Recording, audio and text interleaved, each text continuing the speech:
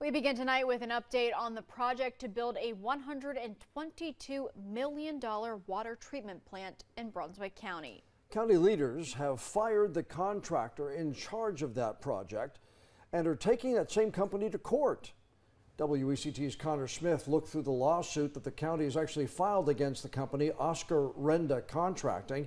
Now, Connor, we've reported about the delays that have happened since this project began. So give us an idea where the project stands tonight. Well, John, the delays are going to keep continuing now that county leaders have to find a new contractor to take over this project. But those leaders say these steps are necessary to end years of back and forth with Oscar Renda. The push for clean drinking water in Brunswick County has taken another hit. The county is suing the contractor in charge of its embattled Northwest Water Treatment Plant for allegedly breaching contract.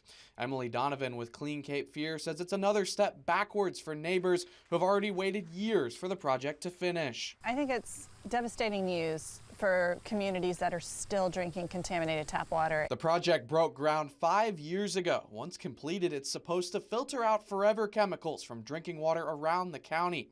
Completion deadlines have come and gone. December 2023, late last year, sometime this spring, it still isn't done. County leaders like Commissioner Pat Sykes have been frustrated for months. I am concerned. We want clean water, and we want it now. The 125-page lawsuit outlining years of county concerns with Texas-based Oscar Renda Contracting. Repeated written notices for allegedly not making enough progress. $100 million taxpayer dollars shelled out, but most of the work doesn't meet the contract and, quote, requires correction. County commissioners declined to speak with us, and a county spokesperson only offered us a statement.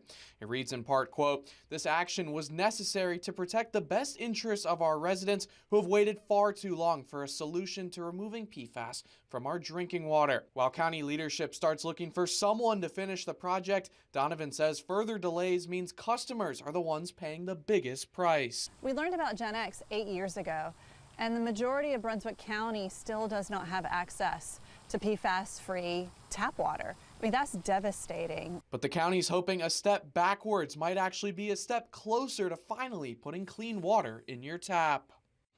Now, we've reached out repeatedly to Oscar Renda and their parent company, Southland Holdings, for months, and we asked today if they have a response to this lawsuit. We haven't heard back yet. John? So, Connor, give us an idea, if we know at this point, what this all means for the project's timeline.